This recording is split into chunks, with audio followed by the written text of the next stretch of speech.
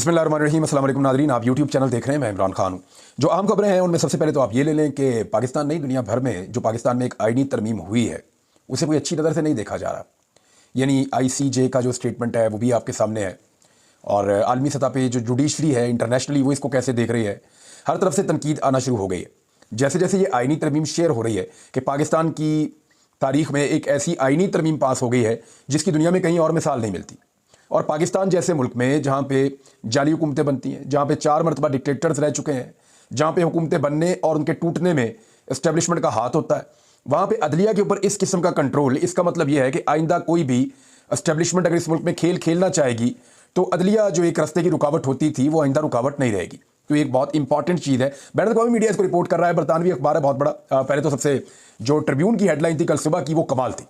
The Tribune ने जो लिखा था उन्होंने कहा जी ये तो अदलिया के पर उतर दिए इन्होंने इस आईनी तरमीम के जरिए से। फिर आप ये देखें द गार्डियन ने इसके अंदर क्या लिखा। द गार्डियन इसके अंदर लिखता है जी कि मेंबरान कौमी असम्बली या जो पार्लियामेंटेरियंस हैं उनको हरासा करके हुकूमत पाकिस्तान ने अदलिया के इख्तियारात और आज़ादियों पर पाबंदी लगा दी है।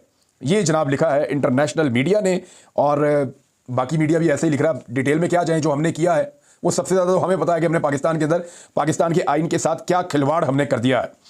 काजी फायद ईसा साहब जो हैं वो एक मिसाल के तौर पे याद रखे जाएंगे। देखिए उनके पास अब आज आपकी शुरू हो गई है पाकिस्तान में 22 तारीख, तो 22 तारीख शुरू हो गई है, 23, 24 और 25, ये 22 को आप शामिल करें तो 4 दिन है। तो काजी फायद ईसा साहब के आखिरी 4 दिन बाकी हैं, और इन 4 दिनों के बाद वो माजी का एक किस्सा हो जाएंगे। लेकिन इंटरेस्टिंग बात यह है कि काजी फायद ईसा साहब जिस अंदाज में रुखसत हो रहे हैं, या जिस इज़्ज़त अफजाई के साथ उन्हें रुखसत किया जाएगा, या जो वकला उनको खिताबात दे रहे हैं, या जो बार्स उनको कह रही हैं, या जो यंग वकला सारे उनके बारे में बातें कर रहे हैं, या पाकिस्तान के पार्लियामेंटेरियन, पाकिस्तान के आम लोग, पाकिस्तान का सोशल मीडिया, पाकिस्तान के मीडिया वाले जिस अंदाज में काजी फायद ईसा साहब को रुखसत कर रहे हैं और काजी फायद ईसा साहब की खिदमत को याद रखेंगे, मेरे ख्याल में आने वाले जजेस को एक फैक्टर ये भी देखना पड़ेगा।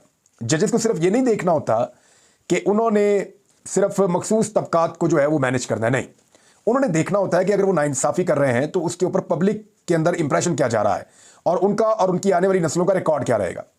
यानी काजी फायद ईसा साहब अपने वालिद का बहुत नाम लेते थे, क्या उनका बेटा ओपनली निकल के दुनिया के किसी भी मुल्क में ये कह सकता है खुलकर के मैं काजी फायद ईसा का बेटा हूँ? ये कह सकता है? और ये कहने के बाद क्या वो फ़ख्र के साथ सीना फुला के लोगों के साथ गुफ्तगू कर सकता है? ये बड़ी मुश्किल हो जाएगी। ऐसे लोगों के लिए, उनकी फैमिलीज़ के लिए हमेशा मुश्किल रहती है। जब आप मुल्की नौइयत के ऊपर इतनी बड़ी बड़े ब्लंडर्स करते हैं, ऐसे अजीब अजीब आप काम करते हैं, तो फिर उसका खुमियादा सिर्फ आपको ही नहीं, आपकी नस्लों को भुगतना पड़ता है। और जब आप अच्छे काम करते हैं, बेहतरीन काम करते हैं, तो फिर आपकी नस्लें जो हैं वो उसको इंजॉय भी करती हैं। यानी कायद आज़म की जो औलाद है, लोग ढूंढ ढूंढ के लाते हैं कि जनाब ये फलां जगह से कायद आज़म के रिश्तेदार हैं। अल्लामा इकबाल रहमतुल्लाह अलैह के बच्चे, उनके पोते वलीद इकबाल साहब, लोग उनकी इज्जत क्यों करते हैं? अल्लामा इकबाल रहमतुल्लाह अलैह की वजह से करते हैं। वो इतना बड़ा दरख्त है जिसके साए में वो लोग सारे बैठे हुए हैं, तो हमेशा उसकी छाँव उनके साथ रहेगी। तो जो लोग नस्लों के लिए इज्जत कमा जाते हैं वो भी होते हैं, और जो नस्लों के लिए इज्जत गंवा जाते हैं वो भी लोग होते हैं। बहरहाल तारीख जो है वो बड़ी जालिम चीज़ है, और तारीख का कूड़ेदान हमेशा अवेलेबल रहता है। अगर आप चाहें तो आप अपना नाम तारीख के कूड़ेदान में लिखवा सकते हैं। तो पाकिस्तान में कुछ लोगों ने फैसला किया और उनका नाम तारीख के कूड़ेदान में चला गया। इससे कोई फर्क नहीं पड़ता कि आप कितने बड़े ओहदे पे हैं, आप कितने ताकतवर हैं, आपका इन्फ्लुएंस कितना है, आप कितना ज़्यादा लोगों को नुकसान पहुंचाने की सलाहियत रखते हैं। लेकिन तारीख का कूड़ेदान आपके लिए अवेलेबल है। तारीख का कूड़ेदान जो है वो यजीद के लिए भी अवेलेबल था। तारीख का कूड़ेदान जो है वो मीर जाफ़र मीर सादिक के लिए भी अवेलेबल था। तारीख का कूड़ेदान हर गद्दार के लिए, हर बागी के लिए, हर पीठ में खंजर घोंपने वाले के लिए, हर जालिम और जाबर के लिए वो अवेलेबल था। हिटलर जो है उसके बारे में मुख्तलिफ लोगों की आरा है। हर एक आदमी तारीख में अपना एक हिस्सा छोड़ कर जाता है, लेकिन बहुत सारे लोग ऐਵੇਂ ही चले जाते हैं, कोई उन्हें याद भी नहीं रखता। अब इसमें जो है वो एक और चीज़ मैं आपके साथ शेयर करता हूँ। बड़ा अहम नुक्ता जो है वो अब उठाया जा रहा है कि जस्टिस याया अफरीदी अगर चीफ जस्टिस ऑफ पाकिस्तान बना दिए जाते हैं। देखिए कमेटी तो बन गई है, और कमेटी के हवाले से चंद चीज़ें मैं आपको बता दूं कि सारे नाम भी आ गए हैं। ज़रा नाम आपको बता ना दिए जाएँ कि कमेटी में किस किस के और कौन कौन से नाम हैं। इसमें जो है सबसे पहले जो कमेटी में नाम दिए थे वो पाकिस्तान पीपल्स पार्टी ने दिए थे, और पीपल्स पार्टी के बाद जो है वो फिर बाकी नाम आए थे। PMLN की जानिब से ख्वाजा आसिफ हैं जनाब, और एहसन इकबाल साहब हैं MNA, और MNA शाइस्ता परवेज़ मलिक साहब हैं। ये 3 उनके MNA हो गए। और उसके बाद जनाब पीपल्स पार्टी के जो MNAs हैं उनमें राजा परवेज़ अशरफ हैं और नवीद कमर साहब हैं। और उसके बाद जी एक मिस राना अंसार, ये भी MNA हैं जी। फिर उसके बाद जनाब आ जाएँ आप PTI, उन्हें गौरदी खान साहब का नाम आया हुआ है, बैरिस्टर गौर का, और साहबजादा हामिद रज़ा साहब का नाम आया हुआ है। और फिर अब सेनेटर्स के 4 नाम आ जाएँ तो यहाँ पे पहला नाम जो सेनेटर में है पीपल्स पार्टी के फ़ारूक H नायक, ये मुखालफत कर रहे थे लेकिन अब ये इसका हिस्सा है। अच्छा, इसके बाद जनाब आजम नज़ीर तारड़ ये नून लीग की जानिब से आ गए, और अली जफ़र साहब आ गए बैरिस्टर पीटीआई की जानिब से, और कामरान मुर्तज़ा साहब आ गए सेनेटर ये फजल रहमान साहब की जानिब से। तो इस तरह जनाब ये पूरे हो गए। एक एमकेएम का वोट भी है इसके अंदर, मिसिज राना अंसार जो वोट है ये एमकेएम का वोट है। तो इस तरह जनाब ये फॉर्मेशन पूरी हो जाती है। अब 8 वोट हुकूमत के पास मौजूद है, जिसको चाहे वो जज बना दें। तो पाकिस्तान तहरीक इंसाफ के हवाले से एक सवाल है, वो मैंने उठाया भी था कि क्या पाकिस्तान तहरीक इंसाफ को इस कमेटी का हिस्सा बनना चाहिए। वो तो इसके खिलाफ थे। पाकिस्तान तहरीक इंसाफ या उनके चेयरमैन जो हैं, बानी चेयरमैन इमरान खान साहब, लीडर हैं इस पार्टी के, साबिक वज़ीर आज़म है, वो तो इस आइनी तरमीम में और इस जाली मैंडेट वाली हुकूमत में मानते ही नहीं है। तो जब वो एक चीज़ को मानते ही नहीं है तो उसके नतीजे में बनने वाली एक कमेटी का वो हिस्सा बन सकते हैं। टेक्निकल क्वेश्चन है, बाद वक़्त आपको कड़वे घूंट करने पड़ते हैं सियासत में, सिस्टम का आपको हिस्सा रहना पड़ता है, क्योंकि इमरान खान सिस्टम के अंदर लेके लड़ना चाह रहे हैं, सिस्टम के बाहर नहीं निकलना चाह रहे। वो आइन, कानून और सिस्टम के अंदर रहना चाहते हैं। ये बड़ी अच्छी बात है। लेकिन अब ये कमेटी के अंदर क्या पाकिस्तान तहरीक इंसाफ को रहना चाहिए? तो इसमें जो पॉलिटिकल कमेटी है पाकिस्तान तहरीक इंसाफ की, उन्होंने कहा जी इसका हिस्सा नहीं बनेंगे, इसके इजलास में शिरकत नहीं करेगी, पाकिस्तान तहरीक इंसाफ इसके इजलास का बाइकआउट करेगी। बहरहाल वहाँ पे फिर भी 9 वोट मौजूद है, बाकी वो बड़े आराम से अपना चीफ जस्टिस ले आएंगे।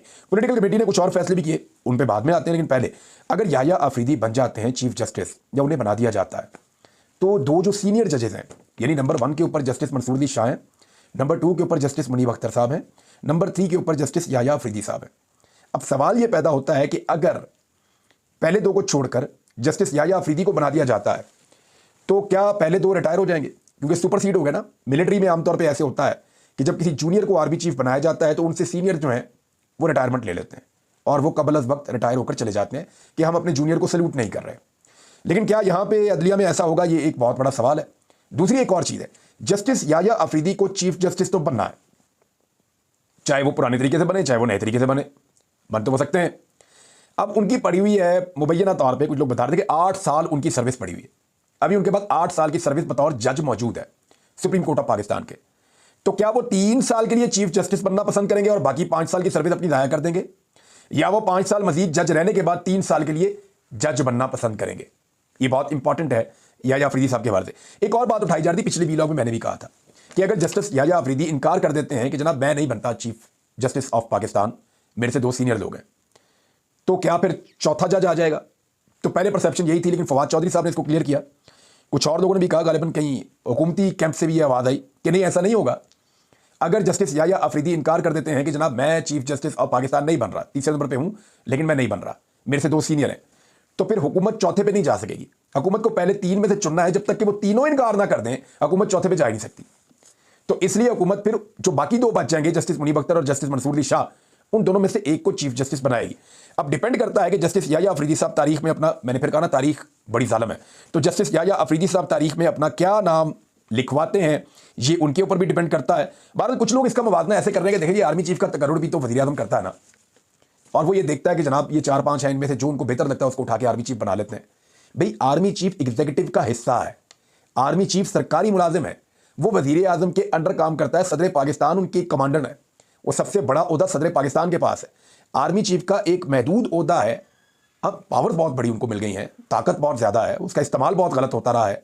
लेकिन आर्मी चीफ एग्जीक्यूटिव का हिस्सा है, वो आज़ाद नहीं है, आज़ाद नहीं है, बंधा हुआ है, एग्जीक्यूटिव का हिस्सा है। वो अलग बात है कि ताकत बहुत है, लेकिन जो आपकी जुडिशरी है वो इंडिपेंडेंट होनी चाहिए, वो आज़ाद है, वो किसी की मोहताज नहीं है। लिहाजा जब आप अदलिया की बात करते हैं, चीफ जस्टिस की बात करते हैं, तो वो मैकेनिज्म अलग है, उसका तरीकाकार अलग होना चाहिए, वो आज़ाद है। आपने उसको बांध दिया है पार्लियामेंट के अंदर लाके, और इसी के ऊपर सारी दुनिया कह रही है, बल्कि पाकिस्तान का मजाक उड़ रहा है कि जनाब ये आपने क्या कर दिया है।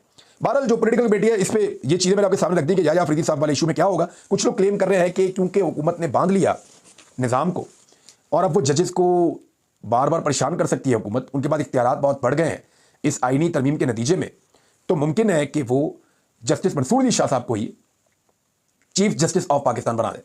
मुमकिन है कि उनके साथ बैठ के बातचीत की जाए, ठीक है जी ये चीज़ें हैं, मुमकिन है। लेकिन ये सारी आईनी तरमीम हुई क्यों है? इसका वन लाइनर है इमरान खान का रास्ता रोकना। रोको इस आदमी को, ये आ रहा बहुत स्पीड में आ रहा है, इसको रोको। इसको कैसे रोको? फास्ट बॉलर होता है ना, उसके लिए आप पहले पैड पहनते हैं, फिर ग्लव पहनते हैं, फिर टाई लगाते हैं, फिर आप उसके लिए और गार्ड्स पहनते हैं, फिर टांगों के बीच में गार्ड पहनते हैं, फिर आप सर के ऊपर हेलमेट भी पहनते हैं, बाद लोग पसलियों के ऊपर भी लगा के पहनते हैं या कोनी के ऊपर भी पहनते हैं। तो इमरान खान जो है वो फास्ट बॉलर है, तो एक के बाद एक गार्ड लगाकर देखा, वो रुक नहीं रहा, काबू नहीं आ रहा। तो उसके लिए अभी एक आईनी तरमीम की गई है और कोशिश की गई है कि इसका रास्ता रोका जाए इमरान खान का। लेकिन क्या रोक सकेंगे? जो पॉलिटिकल कमेटी है पाकिस्तान तहरीक इंसाफ की, उन्होंने जी फैसला किया है कि फौरी तौर पे ये जिन लोगों ने पार्टी के साथ इमरान खान के साथ गद्दारी की है ना, इनका मुहासबा किया जाए, इनको शोकाज नोटिस भेजे जाए, इनसे जवाब तलब किए जाए और इनसे पूछा जाए कि जनाब आप किधर थे। यानी ज़ैन कुरैशी साहब के बारे में तो बहुत क्लियरली अभी एक स्टेटमेंट आया, बड़े बाखबर जर्नलिस्ट हैं हमारे हारून रशीद साहब, उन्होंने कहा जी कि ये तो बाप कुर्बानी दे रहा है, बेटा जो है उसने गद्दारी कर दी है। और ज़ैन कुरैशी साहब के बारे में बहुत सारी कहानियां आ रही हैं मार्केट में, उन्होंने सिर्फ एक स्टेटमेंट जारी किया, लेकिन उनकी जो खामोशी थी वो बड़ी मानी खेज थी। इस पार्टी के अंदर इस खानदान का एक मुकाम है, जिस तरह उनकी बहन ने स्ट्रगल की, जिस तरह उनके वालिद 1 साल से जेल में है, तो ज़ैन कुरैशी का ये बनता नहीं था। ऐसी क्या मजबूरी थी, क्या चीज़ें थी, वो कैसे यहां तक पहुंच गए और ये क्या हुआ उनके साथ, अभी कुछ भी कहना कबल अज़ वक्त है। लेकिन ये खेल अभी आगे बढ़ता जाएगा और पता चलेगा आने वाले वक्त में। लेकिन पाकिस्तान तहरीक इंसाफ के वर्कर बहुत गुस्से में है, पार्टी बहुत गुस्से में है। वो ये कह रहे हैं कि जो लोग खड़े रहे इमरान खान के लिए, जिन्होंने मारे खाई, ज्यादतियां बर्दाश्त की, फिर उनका क्या कसूर है?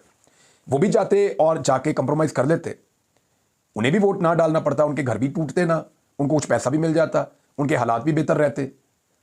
तो उनको और आपने अगर इन सारों को, जो लोग चले गए और जो नहीं गए, उनको एक ही आपने सोटी से या एक ही छरी से आपने हाँकना है, तो फिर तो कुर्बानी देने वालों का कोई फायदा नहीं कि वो कुर्बानी दें। अगली दफा ज्यादा लोग जो हैं, जब तक आप एग्जाम्पल नहीं सेट करेंगे तब तक लोग खड़े होना नहीं सीखेंगे। जब तक भागने वालों को, गद्दारी करने वालों को, वो कहते हैं ना कि आप जंग में दुश्मन को बाद में मारो, गद्दार को पहले मारो।